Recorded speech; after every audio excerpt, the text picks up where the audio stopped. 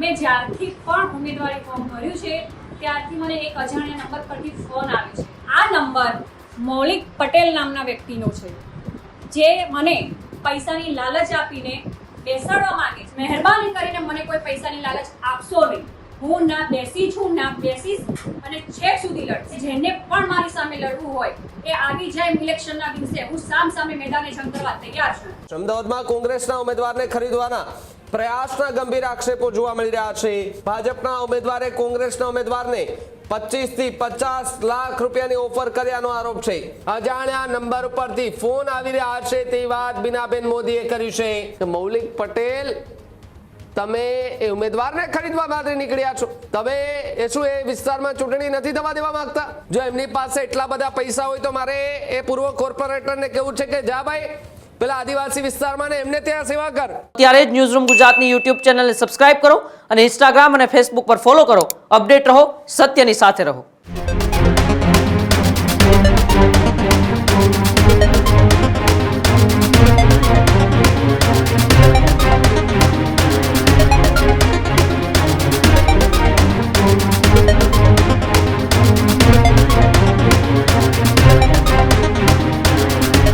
સ્થાનિક સ્વરાજ્યની ચૂંટણીનો માહોલ જામી ગયો છે અને આ ચૂંટણીની અંદર ચોકલેટની જેમ નેતાઓ એકબીજાની પક્ષમાં વેચાતા દેખાઈ રહ્યા છે, આવો આરોપ લગાવવામાં આવી રહ્યો છે. ત્યારે વધુ એક સમાચાર અમદાવાદથી મળી રહ્યા છે. અમદાવાદમાં કોંગ્રેસના ઉમેદવારને ખરીદવાના પ્રયાસના ગંભીર આક્ષેપો જોવા મળી રહ્યા છે. રામોલ હાથીજણ વોર્ડના કોંગ્રેસના ઉમેદવારે ગંભીર આરોપો લગાવ્યા છે. ભાજપના પૂર્વ કોર્પોરેટર પર ગંભીર આરોપ લગાવ્યો છે. ભાજપના ઉમેદવારે કોંગ્રેસના ઉમેદવારને 25 થી 50 લાખ રૂપિયાની ઓફર કર્યાનો આરોપ છે. કોંગ્રેસના બીનાબેન મોદીએ ભાજપના મૌલિક પટેલ પર ગંભીર આક્ષેપો કર્યા. જનતાની સેવા માટે ઊભી છું, પૈસા માટે નહીં તેવી વાત બીનાબેન મોદીએ કરી છે. જ્યારે પ્રખર કાર્યકર તરીકે કોંગ્રેસના અત્યારે જોવા મળી રહ્યા છે. અજાણ્યા નંબર ઉપરથી ફોન આવી રહ્યા છે તેવી વાત બીનાબેન મોદીએ કરી છે. ફોન કરી અને 25 થી 50 લાખ રૂપિયા આપવા સુધીની ઓફરો કરવામાં આવી રહી છે તેવો દાવો બીનાબેન મોદી છે તેમણે કર્યો છે. જોકે એમણે એ વિડીયો પણ બનાવીને પોસ્ટ કર્યો છે. એ વ્યક્તિના ફોટા પણ એમણે આપ્યા છે. જે વ્યક્તિ ફોન કોલ કરી રહ્યા છે તેમને એમનો પુરાવાઓ જે આપ્યા છે કે વોટ્સએપમાં ફોન કરી અને સતત અમને કહી રહ્યા છે કે તમે એ પક્ષ છોડી દો, એ સીટ ખાલી કરી દો, જેથી કરીને ત્યાં કોઈ ઊભું ન રહી શકે તેવો દાવો કરવામાં આવ્યો છે. જ્યારે કોંગ્રેસના જે બીનાબેન મોદી છે એમણે સીધા જ શબ્દોમાં કહ્યું કે મારે કોઈ પૈસાની જરૂર નથી, હું પૈસા માટે નથી લડતી, હું પક્ષ માટે અને લોકો માટે લડવા માટે અહીંયા ઊભી છું, જનતાની સેવા માટે અહીંયા ઊભી છું, પૈસા માટે નથી ઊભી. એટલે એક પ્રખર કાર્યકર્તાઓને તમે ખરીદવાના પ્રયાસ કરો છો. અમદાવાદમાં કોંગ્રેસના ઉમેદવારને ખરીદવાના પ્રયાસનો આક્ષેપ લાગ્યો છે. તમને એ પણ જણાવી દઉં કે આ માત્ર પહેલો કિસ્સો નથી. આવા અનેક કિસ્સાઓ સામે આવ્યા જેમાં આ પ્રકારના ગંભીર આરોપો લગાડવામાં આવી રહ્યા છે.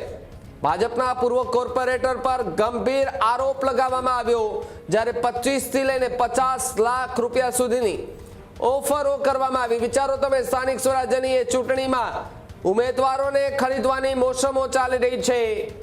શું એ ભારતીય જનતા પાર્ટીને પૂર્વ કોર્પોરેટર પૈસાનો પાવર બતાવી રહ્યા છે કે અમારી પાસે પૈસા છે એટલે અમે કોઈને પણ ખરીદી શકીએ, અમે એ સીટ પણ લઈ શકીએ?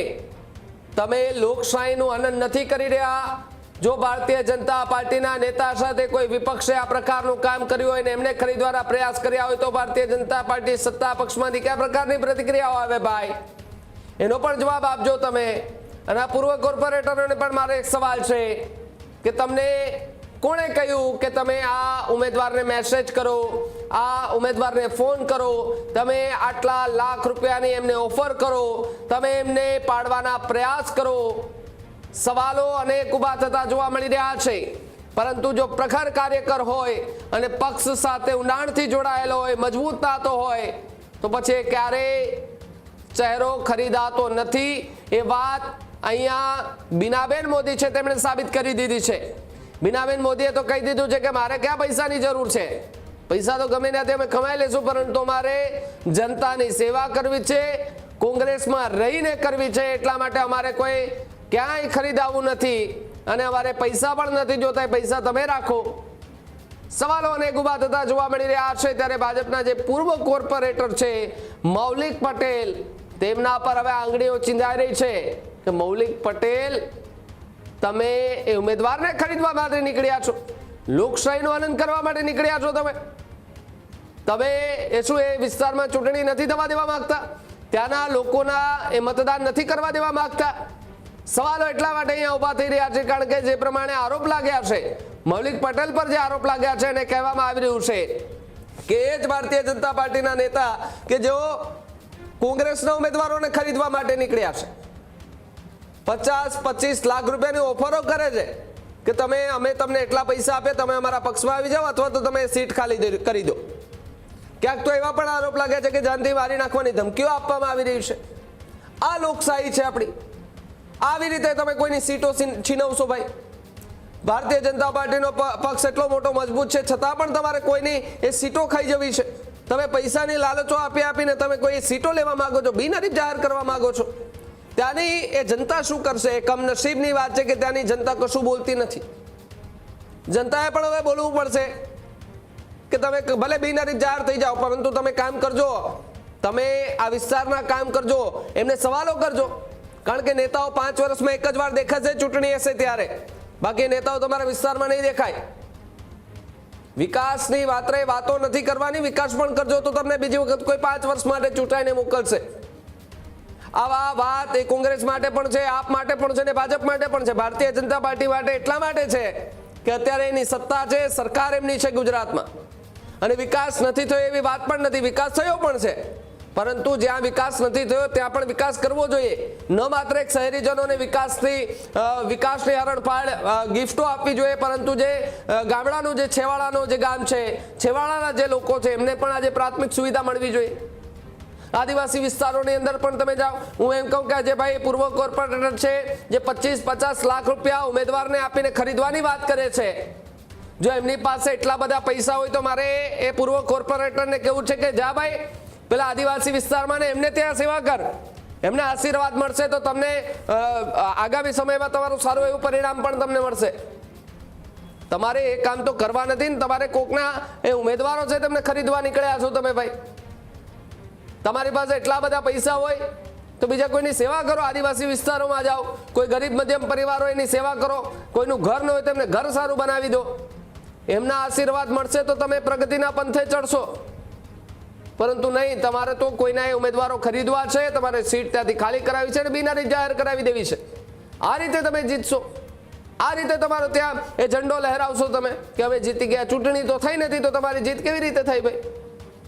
ત્યાંના લોકોના જે મતદાનો છે એ મતદારો સાથે મજાક થઈ રહી છે.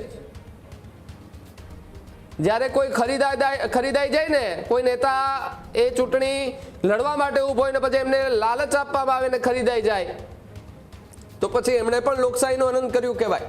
જો પ્રખર હોય અને ઊંડાણ સુધી એક જ મક્કમ મનથી આવ્યો હોય કે મારે જનતાની સેવા કરવી છે, મારે પૈસા જરૂર નથી, જે રીતે બીનાબેન મોદીએ કહ્યું કે મારે પૈસા શું કરવા, હું તો જનતાની સેવા કરવા માટે અહીંયા આવીશું.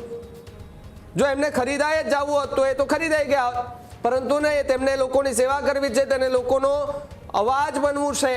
એટલા માટે તેમણે વિડીયો બનાવીને પોસ્ટ કર્યો છે. પેલા બીનાબેન મોદીને સાંભળો કે તેમના પર આ બધા ફોન ચાલુ થયા, તેમના પર 20-25 લાખ રૂપિયા આપી અને એમને ખરીદવાના પ્રયાસ થયા. એ બાદ તેમણે શું પ્રતિક્રિયા આપતા કહ્યું, સાંભળીએ પેલા એમને. જય હિન્દ, જય ભારત. મારું નામ બીનાબેન જયમીનભાઈ મોદી છે.